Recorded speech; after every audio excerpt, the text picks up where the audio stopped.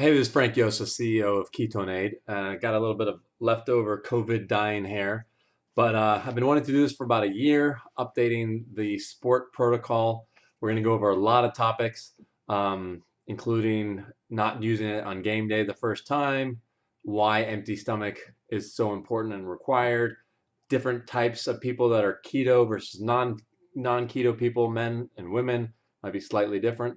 The dual fuel protocol, possibly adding some slow starches, some slow glucose, um, continuous glucose monitors, scientific papers going into some of those of how they do it. We don't really subscribe to the protocols that they have. You can try their protocols. They're a lot more expensive, and I just don't think that they are that effective. Also going to talk about what it does for the mind and the paper that kind of combines sport and the mind. We're going to go over a if money was no object type protocols, which is just for the very few. Probably keep that towards the end. Um, how to do a super long run, multi-hour, sometimes multi-day events. The answer is we don't know. So giving you some suggestions to try. Salt loads that you have to make sure to keep up. Um, Other details on game day, how to use it, the low risk ways of using it, high risk ways, and even extremely high risk ways of using it, meaning like first time only game day versus taking it after the game is obviously less risk. Um, Other ways to slow release the drink and placebo effect to watch out for. All right, so this is going to be uh, sorry, I wish I could make it shorter, but it is what it is. Um, Game day. Many people will just buy this and just wait to use it on the game day. We highly suggest that you don't do that. We've had uh, multiple or a few instances where people just went straight game day, and even one professional athlete that had to drop out of the race because his legs felt so depleted, and that has to do with blood glucose, what the ketones do, and we'll go into that in a second. So absolutely do not use it on game day. Multiple times using it on practice, during practice and workouts, and preferably being able to mimic what that game day will be. I know some of you will do 24-hour runs on that's your game day, so you can't really practice on a 24-hour run, but then we'll talk about maybe you shouldn't use it. So here's the different levels of risks, on how you can take it. The lowest risk way to take this is after your workout. So doing it after your workout, it's not going to, hurt your game day, and it's not going to hurt your workout because you just had your workout. So that's the lowest risk way to take it. As far as how much to take, um, it does depend whether your body is already low carb keto, if you're in that camp, or if you're in the regular high carb camp. But you can do anywhere from 5 mLs maybe for females, but 10 to 15 mLs after your workout will help recovery. If money is no object, you could take as much as 20 mLs and spread it out every couple of hours for the next 3 hours. We had one uh, friend of mine do that after running a marathon. He had only trained for 2 or 3 weeks, and he took a large amount a few times after his marathon run. And that night, he actually wanted to go for a little jog because he felt so recovered. So you can do massive for recovery. But also sleep. We have a separate sleep protocol. You can go click on that. I know people would think, why and how can this work for sleep? Um, when it's a type of energy source. That will go into that. The idea is you take a tiny amount, much less if you're keto, also much less if you've already taken it multiple times throughout the day. You probably don't need to take it before bed because it has a multiple, it builds on itself. So if you've already taken it 2 or 3 times during the day, you probably should already experience the sleep benefits. I take 5 mLs immediately before bed, and I'm keto. But if my wife is keto, she needs to go to 2.5 mLs, half a capful, or none if her ketones are already too high. But then when she's not keto, she goes to a capful.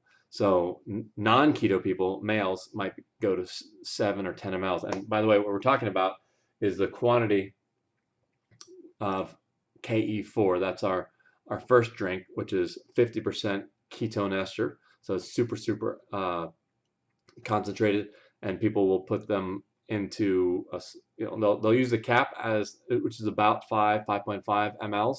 They'll use the cap and pour it into a cup and then splash a little bit of water for flavoring. And then our newer drink is called KE1. There's a whole video that fully explains the difference. But basically, two of these is the same strength as one full bottle. So there really is no, the pricing is about the same at bulk. At lower quantities, this is more expensive because it tastes better, but also because there's a lot more water and harder to ship. But there is no, one being better than the other, with the exception of if you need super high quantities, meaning multiple bottles of this, which we don't usually recommend, then the salt content might start getting a little bit too high on this one. But then again, if you're doing cycling and sweating a lot, if you calculate out the salt, it might be fine as well. And this one tastes much better. So 2 capfuls of this, so 10 mLs, is the same as 1 bottle of this. So this has 5 grams of ketones in it, and we do put on the bottle that it's the same as 10 mLs of this. So these are the 2 drinks.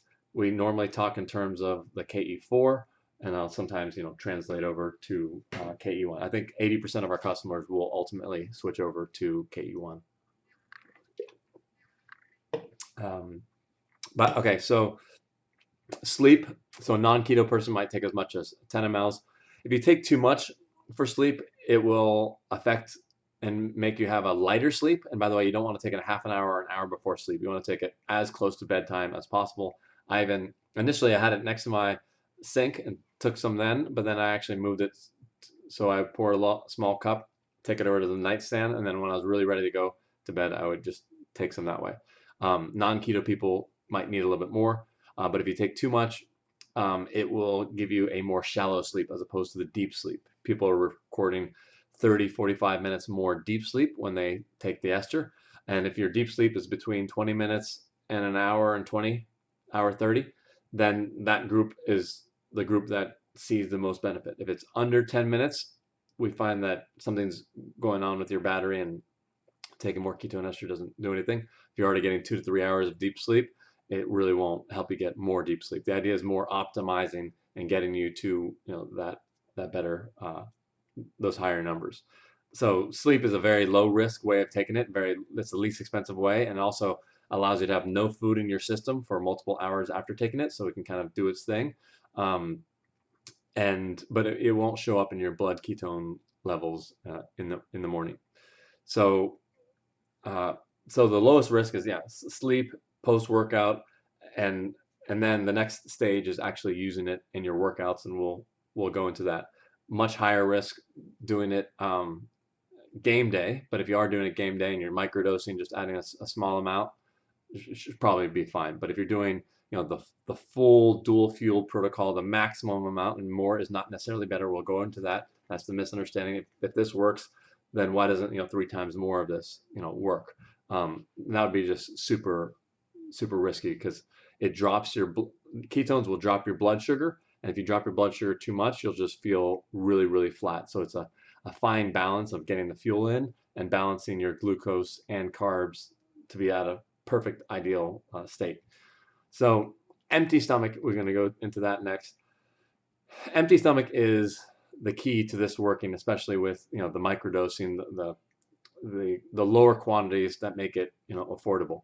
If you eat food 2 or even 3 hours, we have had reports of some people having success with a meal 3 hours beforehand, but the more food that's in your system, the slower the absorption, just massively slower absorption. We had this one paper where we supplied the ketone ester, and they were doing wind sprints and testing their brain, and they reported in the paper that the ketones rose the same amount as this other paper called the Cox paper from 2016. But yes, they might have both hit 4 millimolar, which we don't think is necessary, but one of them went straight up like this, and the other one peaked at the end of the workout. So the difference was that it was a fed state. So a lot of the recent articles have been, or recent papers have been in the fed state, and just drastically changes how the ketones get absorbed and get used. And this is the one variable in the protocol that people like to skip. They say, oh, I'll do this is fine, but I can't do it fasted. I'm going to go for a 2-hour run, or I'm going to go run a marathon. How can I do it fasted? Well, yes, it is a paradigm shift. We say try it a few times. If it doesn't work for you, then great. You can, try it with food, but just manage your expectations because it just is much drastically lower absorption. And one of the papers, when they decided to do it in a fed state, and I asked them why, they said, well, it's just not practical to do. Why do a clinical trial on a state that is not normal? Like these soccer players, they all eat 2 or 3 hours beforehand, so we want to test it with that. And I said, okay, but how do you know that eating 2 to 3 hours beforehand is the best choice? So aren't we testing the baseline? We're wanting to test and compare the baseline. So what we found on the Facebook group, this is just hundreds of thousands of people talking about different protocols and what works and what doesn't work, and me looking at all of them and seeing, why did it work for this guy but it didn't work for this guy, and what are the variables? And it's hundreds of variables, whether you're keto, not keto, fasted. And I think that's what we have settled on, that the fed state just drastically lowers absorption. So you really want to have it on an empty stomach, preferably after an overnight fast. If you're already working out fasted, it will be a very noticeable difference. If you're already working out with no fuel and suddenly you add, let's say, 1 full bottle of KE1 or 2 to 3 caps of KE4, 15 minutes before your workout, it will be noticeable. It'll be, watch out for the placebo effect, which we'll go into, but it should be noticeable. Why? Because you're running with no fuel except for the ketones that your body might have made. And this is keto people and non-keto people. Just having no food in your system, your body, might go to your fat reserves and start burning that for fuel, but it can't make enough. That's one of the benefits of adding the exogenous ketones, is you're adding to what your body has already been making. So the fasted state is really, important. We found, this one Ironman triathlon runner. He took the ketone ester beforehand. He did the dual fuel, and then afterward, I think his portion was 2 to 3 hours. He was in a buffet line, and I asked him, "Are you hungry? And are you normally hungry after a race?" He said, "Yeah, normally after a race, I'm ravished." And here he is in line, free buffet, and there's lobster there. I said, "Are you hungry now?" And he said, "No, I'm not." Is that the ketones? I said, "Yeah, absolutely." So we found that people can go, much longer without having food. So this default protocol of having a huge meal 2 to 3 hours before a soccer match might not be the best protocol. So if you can go into it in a fasted state and then take ketones or the dual fuel protocol with glucose and not have that huge meal that your body's trying to digest, we think there might be some benefit there. So empty stomach is really key. Try it out, see how long you can go, see when you bonk, hour and a half, 2 hours, see what that bonking time is. So empty stomach is key. So body type and females. So I think I mentioned this before, the females tend to need a little bit less. I do tend to do my protocols based on men numbers. So women take less, and then sometimes there are some women and men that are that consider themselves already to be very sensitive to things, whether it's carbs, caffeine, whatnot. They can cut their numbers back, even in half if they're ultra sensitive. There's some people that take they end up getting a dropper of this stuff, but that's very, very rare. But some people are super sensitive and they can use super small amounts. But it is supposed to be based on body weight, muscle mass. So if you are a huge football player with a lot of muscle mass, you are going to need more quantity, even just to get it into your bloodstream. So the opposite is true if you are shorter, very skinny, and apparently not supposed to count the fat. You're supposed to count the muscles in your system. But the keto people tend to need to use less because the system already has some ketones in it, already has what's called the MCT transporters that get it out of your blood and where it needs to go. So we found that they need less. When I go before a run, I'll take just 1 capful. I know many keto people that take 2 capfuls of KE4, whereas a non-keto person might prefer 15. And the goal is to find the minimum effective dose, the minimum amount that you can notice a difference and get the bang for a buck. As far as what to be noticing, you really want to watch out for the placebo effect. We've had some people take the drink. I saw him on Instagram, and she goes, "Oh wow, I feel great. I'm gonna go for my run now." I'm like, "Watch out for the placebo effect," because she got this, really excited to use it and just went out way too hot fast. And by the time she ended her run, she saw my messages. She's like, "Oh, now you tell me." And sure, she died. So you have to watch out for the placebo effect. There is also the reverse placebo effect, where people are, determined that this thing can't work and they want to prove it wrong. And great, they are successful. But you should be noticing something more toward the end of your run when lactic acid would normally build up. Also, if you are on a certain pace and it just feels the same, some people say that they don't really feel a difference, but try cranking it up. Just try taking it up a notch, 5%, 10%, and you might be surprised that the energy is just there when otherwise it would not be there. So this is just the microdosing, $5 to $10 worth, taking it before a 30-minute, 1 hour run. Let's see. Some people have asked about fat burning. We've got separate protocols for that. If your goal is to lose weight, whether or not to take the ketones beforehand. Mike Mutzel, High Intensity Health on YouTube. I suggest watching his YouTube. And his take on this was, if you take any fuel source, he wasn't talking about ketone esters, but any fuel source before your workout, and that helps your workout be more enjoyable, last longer, and higher intensity, you might find that you're burning, more fat with that, and that you're able to make it, on a daily basis as opposed to, doing it less frequently. That those factors are more important. But if you are already going to be working out every single day, the same amount of time, pretty much the same intensity, then sure, yeah, do it in a fasted state without ketone ester. You might trigger your body to burn more fat. Because if you drink an exogenous ketone, one theory is that why would your body be burning this emergency fuel if you just drank it? So sometimes those people, what they do is, everyone's different, depends on everyone's issues that they're trying to overcome. But this one example is a person who would have their workout, but then always be ravished after their workout. So then what do? They end up loading up on food that might counteract, what they just experienced in the workout. So those people will take the ketone ester just after the workout, in part to just to satiate, turn off their hunger signal, so they don't have those wasted calories. Other people will work out early in the morning and then have a work day where they need to use their brain, and they say, hey, instead of having my workout be better and higher numbers, I'd actually rather my brain be turned back on, so they take it after the workout. So let's talk about the dual fuel protocol. So this is where a lot of people want to go straight to the dual fuel protocol because more must be better. And the dual fuel protocol is when you take a lot of ketones and a lot of glucose. And let me explain how that works. The idea is to have both in your system, and then your body will selectively pick from the glucose or selectively pick from the carbs when it needs different fuel sources.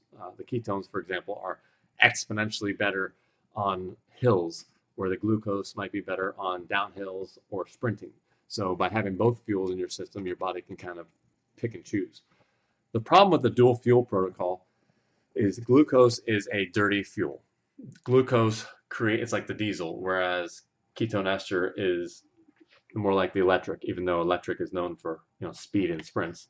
But the glucose creates more lactic acid, and the lactic acid is one of the variables that slows people down.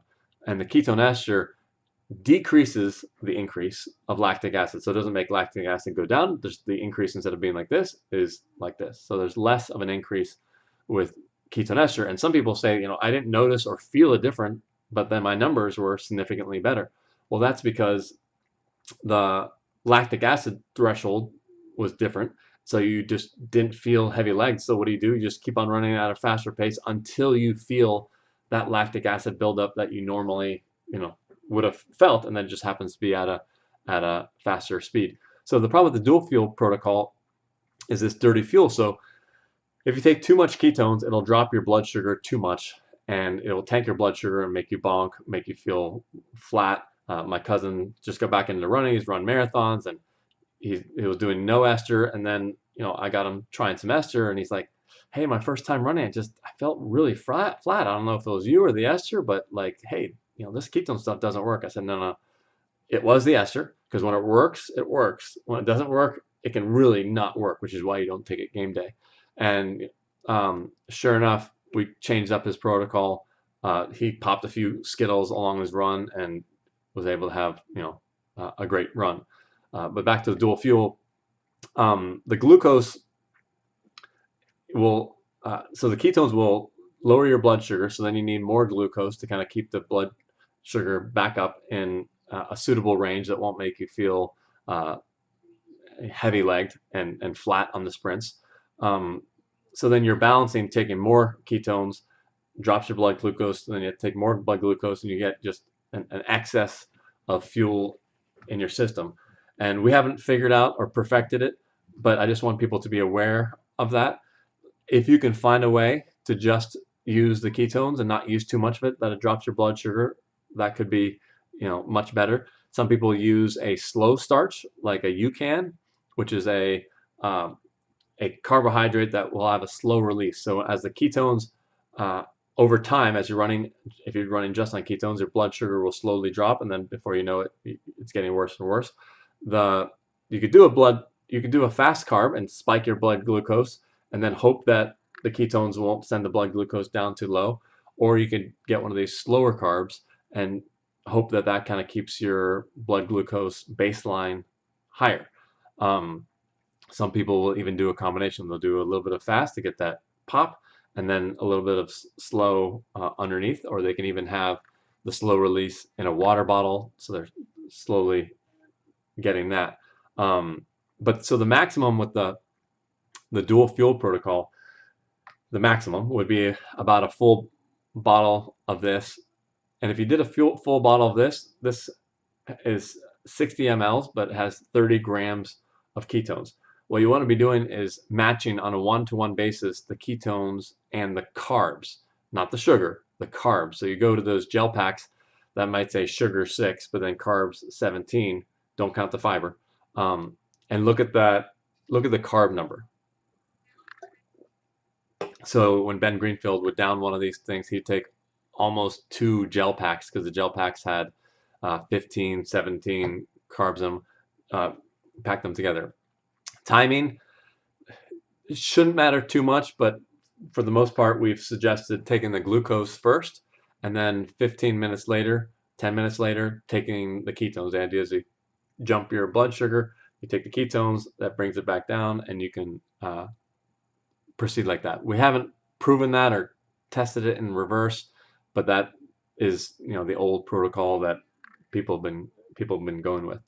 Now, if you want to dip your toe into the dual fuel protocol, you could also find out how much of the ketone ester by itself fasted is too much. So it might be for you 20 mLs, 30 mLs, so half of a bottle of this, or 2 or 3 bottles of this. And what you can do is slowly increase the glucose. You don't necessarily need to increase glucose on a 1-to-1 ratio unless you're at the max. If you're at the small middle ground where you don't want to just do the microdosing empty stomach, but you want to add, you want to take more ketones, but you got to add more carbs, you could do a 1 part ketone to 50% carbs. And you can even split up that 50% carbs and make them half slow carbs and half fast carbs. The idea there is to limit the amount of this dirty fuel to just enough to keep your blood sugar up, so that that's not an issue. So one protocol would be taking half of a bottle of KE4, which is very expensive and not something that we normally recommend. So 30 mLs of total liquid, which is 15 grams of ketones, and then you might put 5 to 7 grams of carbs along with that to kind of give you a stable number, and that might work better for you. Everyone's drastically different. Some people, it takes multiple years to figure out your glucose and the size of the banana on race day. This is just another food. I wish it was as easy as caffeine, that for the most part you can take it any time and just get a buzz. This is a dynamic with your system that already took you 10 years to figure out, and you're kind of messing up that dynamic. So after the dual fuel is the the topping off, where you can take more, every hour to 90 minutes. You can re-up. You can re-up on just the ketones, a smaller amount, or you can re-up with the dual fuel. Um, the idea is that you would take about half of whatever you take up front. So the upfront bolus, and then your hourly or 90-minute or 2-hour refueling can be half of what you did before. So, and that can be with just ketones, or that can be with carbs as well. Now, some people that are doing massive carb loading, where they take, I don't know if it's 50, 90 grams of glucose along the way, it's going to be trickier for them. You're going to have to try different things, and you're going to have to try different things and see what works for you. Continuous glucose monitor. If money was no object, I'd get one of those devices to actually track real time. I wish they had a continuous ketone monitor. Those don't exist, but to track real time blood ketones and sorry, blood glucose and how it drops over time. So you can have a fueling strategy to refuel. Hey, I took too many ketones and my blood sugar dropped too much, or hey, my blood sugar drops, gets into the danger region after whatever 45 minutes. Then you can re-up on glucose at that time, or you can change the type of glucose that you have. The continuous glucose monitor, anybody that can afford it and really cares about optimizing this, I think they should have that. We've had very few athletes actually use a continuous glucose monitor. I think that's the biggest mistake. To be able to know real time before you bonk, that's the idea. When you bonk, it's oftentimes too late. You can't refuel. But if you can predict when that bonk is occurring 10 minutes after, breaking some threshold, let's say 70, 80 blood glucose, then you can actually, add the glucose in time to not bonk. So let's go over some of the science papers, the protocols that they use. They use mega doses of glucose, and then they re-up on glucose along the way. They take sometimes, in some of the workouts, they take 3 bottles, 2.5 to 3 bottles of the equivalent of KE4 throughout the day. This one protocol this one test where they simulated a Tour de France multi-week event, multi-hours in the day, and they had them take 3 bottles, 1 during their ride, 1 after their ride, and 1 before bed, and it showed significant recovery benefits afterward, because they did a time trial after the end of the numerous days, and the ketone group was 15%, not 1%, 2%, but 15% faster. So they were significantly more recovered. But to take a full bottle before bed, you better try that in a practice day, because that is just crazy, insane, just way too much. We're talking 10 times more than what we suggest. Now, if you are completely zonked out and you've been riding for 10 hours, and if you were to drink 3 cups of coffee and still be able to go to sleep, okay, maybe. If you're so depleted, the idea is that it's trying to bring you back up to norm. So you could experiment with much higher amounts. I have taken before bed much larger amounts. If I know that I'm going to be going to sleep very late, let's say 2 or 3 a.m., and I'm waking up for a 6 a.m. flight, so 3 hours of sleep, sure. I've increased my amount to 20, 25 mLs of KE4, huge amounts.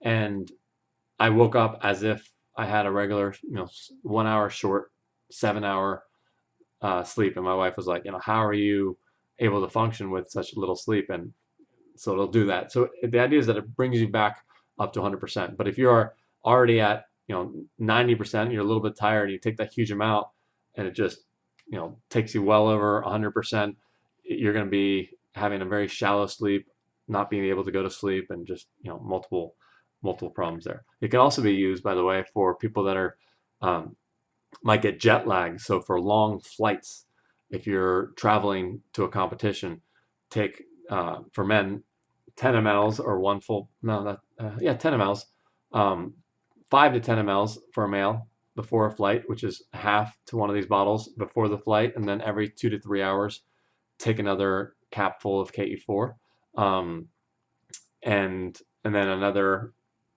5 to 10 mLs of KE4 once you land. We've had people fly from Australia to actually the Middle East to Australia and just report that they had no jet lag. Actually, that person was the same person that was in the buffet line, but just no jet lag from taking large amounts earlier in the day. But I think you can get the same effect taking it during the flight. We have had people report from New York to Australia taking small amounts. And Dr. Mercola, million followers on Instagram, that's his #1 favorite way of taking it is just for jet lag. And also not eating on that flight also helps because it's the glucose that creates the destabilizing, your system. So make that flight a fasted flight, ketones along the way, you won't even notice it, and wake up with much more rested. Um, so if you go over, so going over some of the papers, they take massive quantities. They are re-upping on glucose, massive amounts of glucose every 30 minutes. I asked them, why are you, re-upping them on glucose? Because we're trying to test, ketones here. And they said, oh, well, whenever we test any, drink or supplement or amino acid, we always have this, baseline glucose as a baseline fuel source. And my question was, we're questioning that baseline fuel source. That's the whole point of ketones is glucose the better preferred fuel, or is ketones better? And if you're constantly adding glucose, it's impairing the system. Glucose, like I said, is a dirty fuel, and people say, oh, the body prefers ketones, the ketones are preferred fuel. Yes, but in the absence of glucose. If you have ketones, you drink glucose, the glucose will cut in line and go straight. Your body will want to use that first. Some people even say they'll wait until the glucose is gone until the ketones really start kicking in. I don't really believe that, but the glucose does hinder the ketone utilization. And we're not just talking about blood ketone numbers. You could say, hey, I drank a gel pack and my blood ketones were the same. I'm not talking about that. I'm talking about ketones being able to be used by your system. And so another paper, they focused on sprinters, and we knew it kind of wouldn't work. I would have thought that if taken with different protocols, I do think that the sprinters would be faster towards the end, so less of a decrease in their speed. What they found was no scientific, reliable difference in their speed, which is good, but then their brain was significantly better. We're talking about the placebo group got dumber, and the ketone group flatline, meaning that they were as sharp at the end as they were at the beginning, and the placebo group had twice the amount of mistakes. So imagine fourth quarter quarterback being able to get your protocols down where your brain is still on fire, and that is the brain is where everything is. If you're having a multi-hour event and your brain starts, you start questioning yourself and you're not confident, and your brain starts second guessing yourself, feeding the brain might be just as important as all this muscle stuff. But keep in mind, glucose does the opposite. Glucose disrupts. There's a paper, ketone.com/brain. You can see where they just took healthy adults from 40 to 70, showing that glucose destabilizes the brain networks, whereas the ketogenic diet or a regular diet and ketones, improved the brain network. Now, what they should have done is done ketone diet and ketone ester to see what that does, because the absence of glucose is part of the problem. So let's see what else. So super long runs. People ask us, all the time, what should I do for my 10-hour, 20-hour run? And we just don't know. Well, sure, we have hundreds or thousands of people on the message board, but then only a dozen of those might do these super long runs, and every one of them has their protocol. Some are secret, or some just don't get around to sharing what worked for them. We do have a video of a half triathlon, a 66-year-old runner, and what his protocol was. He did try multiple things, so it's not a super easy just take this every hour. So we don't have enough data, and everyone is so different. One person might be keto, another person low carb, another person full carb. So it's really hard to have this if you don't have hundreds and hundreds of data points and then being able to pull out everyone that's keto, everyone that's not keto. It's really hard. But for the most part, you could do every hour, 90 minutes or 2 hours re-upping, taking 5 to 10 mLs of KE4 with or without glucose, depending on whether that drops your blood glucose too much. Other people might prefer the KE1 and just putting that in their water bottle and kind of timing, hey, I want to have the equivalent of 1 water bottle every hour, 2 hours. I think 1 hour, women maybe 2 hours. And you can have it slow releasing so you don't get that drastic blood glucose crash. It might even allow you to get more into your system because you haven't made the blood glucose tank all at once. So you could re-up like that, multiple times during your workout. If you are having a multi-event, so a motocross, we had some motocross cyclists that were using it, but then the problem was that they were, by our earlier information, taking too much. We didn't know back then. They were taking, too much, and one athlete had a great first session, but then the second session had a peanut butter and jelly sandwich. I said, what are you doing? You can't use that. That interrupts the ketones. Like, oh, well, I've been doing this my last 5 years, and I need to have a fuel source before going, to this, next race. I can't go in fasted. Well, yeah, you can. This is why you have to try it in practice. This is why in practice, motocross cyclists have broken their performance records on that racetrack for 7 years, broken their performance record, using the ketones. So yeah, skip that lunch in between.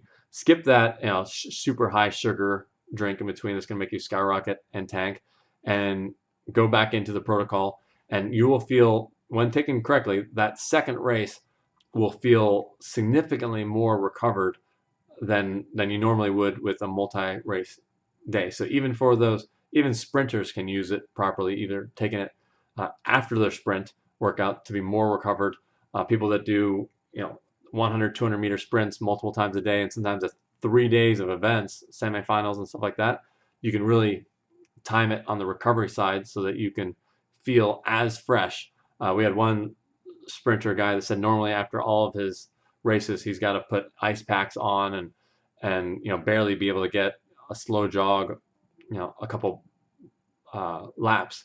And when he used the ketone ester, he found himself wanting to do multiple laps and not needing the ice and just not feeling inflamed. Because the other part of the glucose being a dirty fuel is glucose is more inflaming. Ketones is anti-inflammatory. So you're lowering your inflammation. So this idea of taking both and taking a whole bunch of glucose, which makes your body inflamed, and then the ketones try to make them less inflamed. Well, what if you could find that balance of having much less glucose, less inflammation, allowing you to go longer, and also better for recovery and lowering the instances of injury if you have less inflammation, so you don't have to pop a whole bunch of Advil to try to get back for the next day.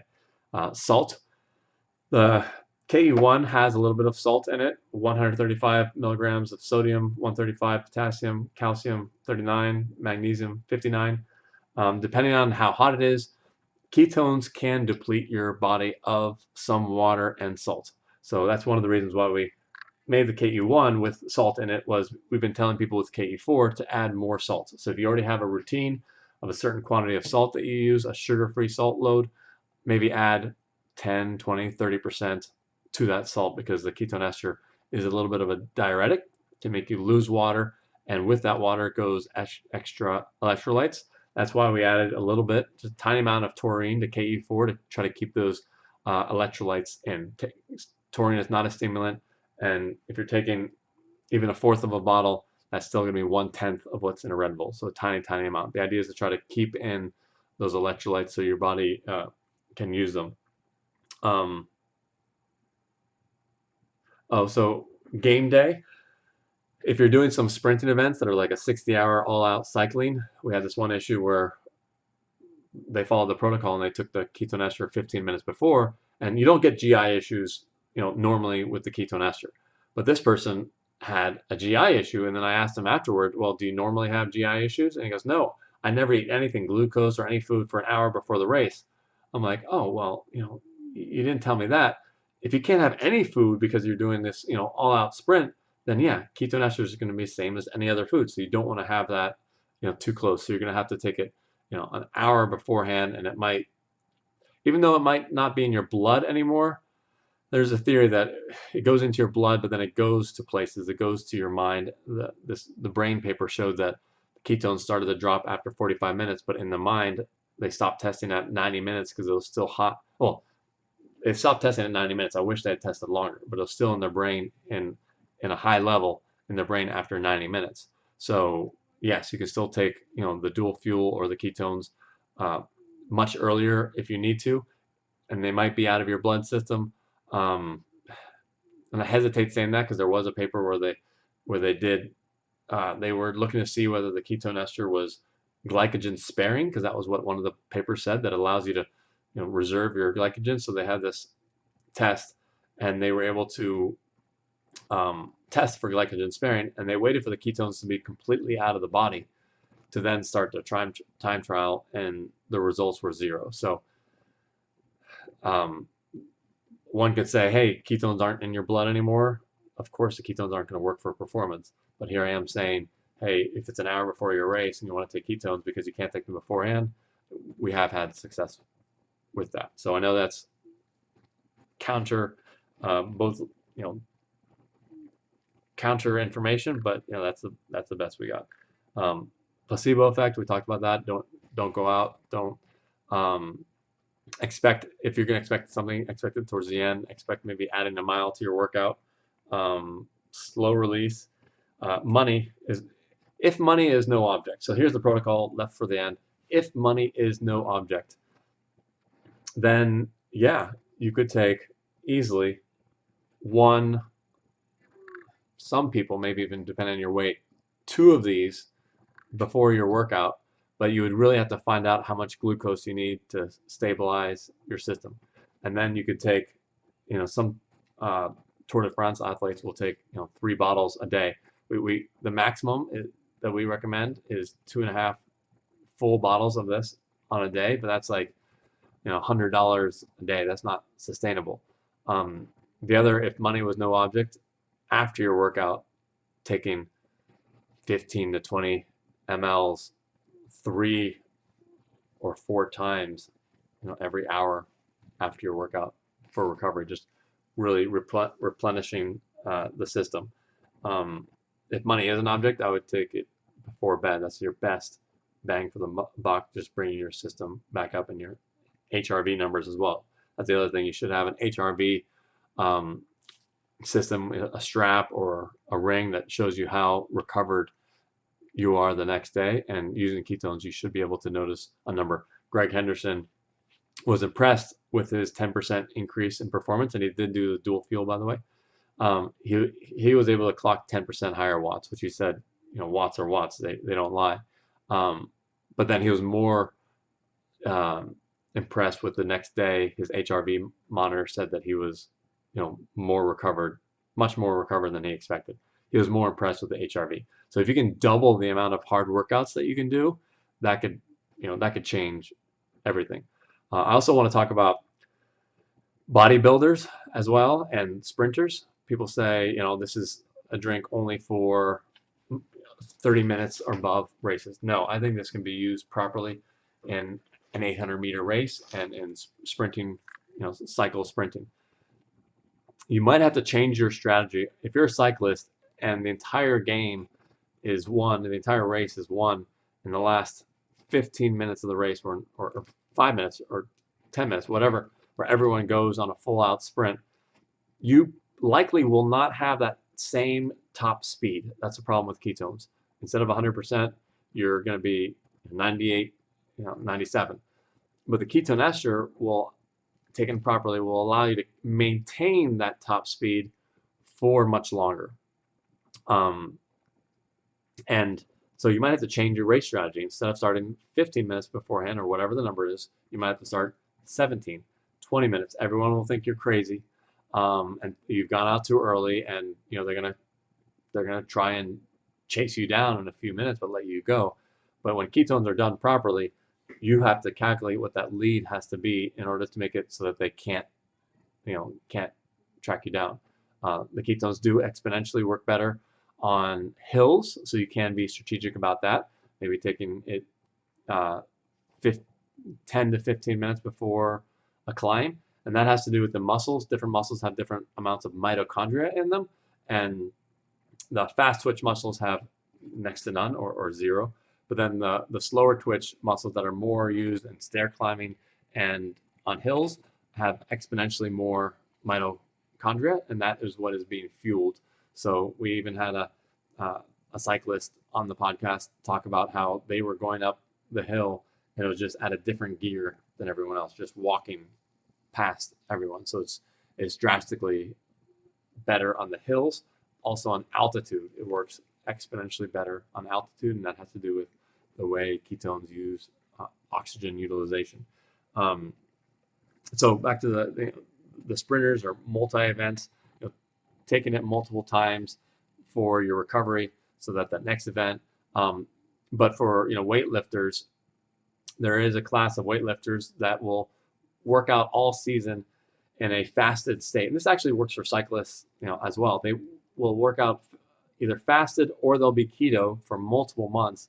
And what does that do? It lowers their, total fat the amount of fat in your system, so it helps burn fat, but their performances will be lower. So the top amount that you can lift or cycle, your numbers will be lower, but it doesn't matter because you're still making the same amount of muscle. It's the fuel that's taking you that higher amount, and they decided to cut out the glucose because it's about building that muscle. It's not about whether you are 5 or 10% faster at that moment. It's going to be about how fast you are in a year from now, in 2 years from now. So these athletes, this weightlifting group, they went keto all year long, and then game day, they brought in the carbs and won 7 out of 10 positions, just blew everyone away because they were not injured. They had more recovery from being keto. They were able to do more hard workouts. So instead of once a week or twice a week, they could do twice a week, 3 times a week. And that is what grows muscle. And then game day, they took carbs. Now, they weren't introduced to ketone esters. I think that philosophy can be applied. I'm not saying for you necessarily to go keto. I think that'll be successful for people. But those people that are already keto and switching over to carbs, they could use the ketone ester during their workout, so they get all those things on the checklist, plus they get that extra 5 or 10 watts, and there's going to be some benefits for getting your watts back up to baseline. And then game day, either using just a system that's using just ketones, where it's just more an efficient fuel, or bringing back the dual fuel on game day. We don't know, which one works best, but for you athletes that are already doing fasting or doing keto workouts, this fuel is now compatible with your system. I think you'll notice the biggest gain. That's a lot of talking. I hope I didn't bore you too much. You can email me directly, frank@ketoneaid.com, but even better, go to the Facebook group. There's a community button at the top, ketoneaid.com/Facebook, and you can ask your questions there, see what other people have done. People get creative with their amino acids as well, mixing it with slow carbs, fast carbs, re-upping. Thanks a lot. I wish it was a little bit easier. Wish you could just chug it and go. If you don't want to think about it, then just empty stomach, chug 1 KE4 15 minutes beforehand and go. But if your baseline workouts for the last few weeks or months has been sucking on a gel pack right before the workout, and now you're going to take ketones right before the workout, you're not going to notice as much of a difference. It might be different, meaning that towards the end of the workout you might feel something different, less lactic acid, but it's going to be a lot less noticeable if you're already sucking down gels all the time. But I do think you can find a protocol that you'll find benefit, but it's just not going to be as night and day versus those people that are already keto or doing it fasted. All right, thanks.